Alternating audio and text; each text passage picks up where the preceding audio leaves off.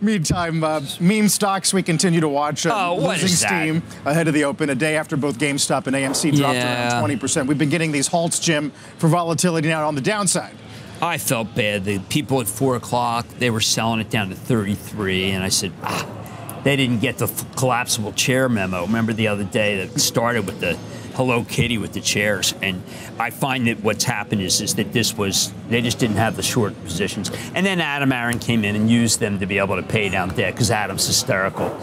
You know, he's a legendary cinema funny man.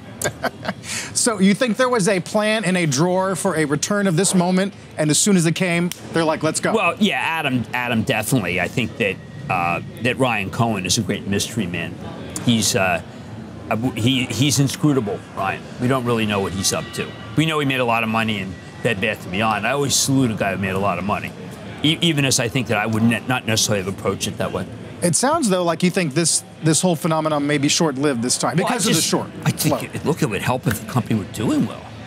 The company's not losing the money that it was, but we have a cycle, and you'll hear it from Take-Two later. You know, this is not a great business because everyone did it online, and they picked a company. There's so many companies they could have picked that they could have run and gunned, and this one just isn't as good as when they first ran it and gunned it.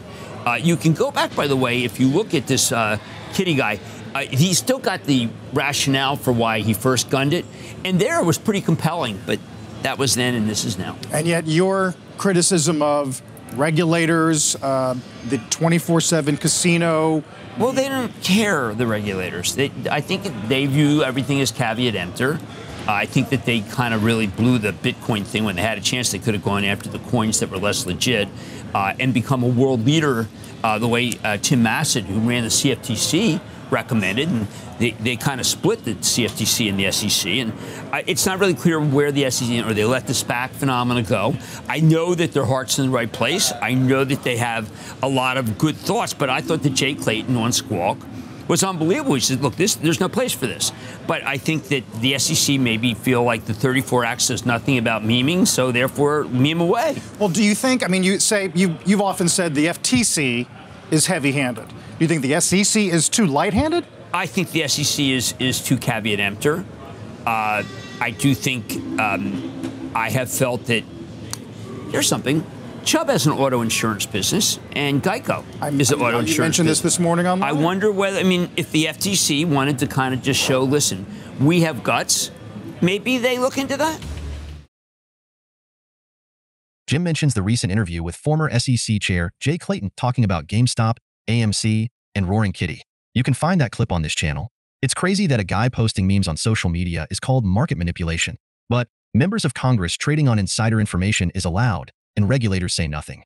Market makers can create infinite liquidity out of thin air, and regulators say nothing. Market makers can double as hedge funds, shorting the same securities they create liquidity for as they make markets, and regulators say nothing. Entities can fail to deliver millions upon millions of shares for months on end, and regulators say nothing. Market makers can buy and route individual investors' order flow to non-transparent alternative trading systems known as dark pools, and regulators say nothing. Individual investors can be prevented from buying a stock while selling is still allowed, forcing the stock to nosedive, and regulators say nothing. And a stock can be halted over 30 times in 24 hours while there are simultaneously massive dark pool prints during each halt, and regulators say nothing. But a guy posting memes on social media, that's supposedly market manipulation. Seriously? Don't call a guy posting memes, quote, market manipulation, when all of these other very real problems exist in the financial markets and have been going on for years, some for decades, and all the while regulators have done nothing about it.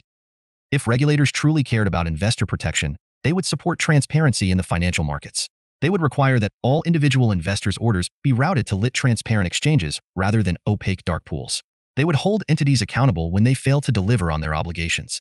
They would hold entities accountable when buying of a security is prohibited while selling is still allowed. They would remove market makers' ability to inject, quote, infinite liquidity, in the words of Doug Sifu, into the financial markets. But they've done none of this. And due to their conflicts of interest and lack of action, they instead resort to pointing the finger at some ordinary guy on the internet posting memes. That's market manipulation, they tell you. Is it really, though?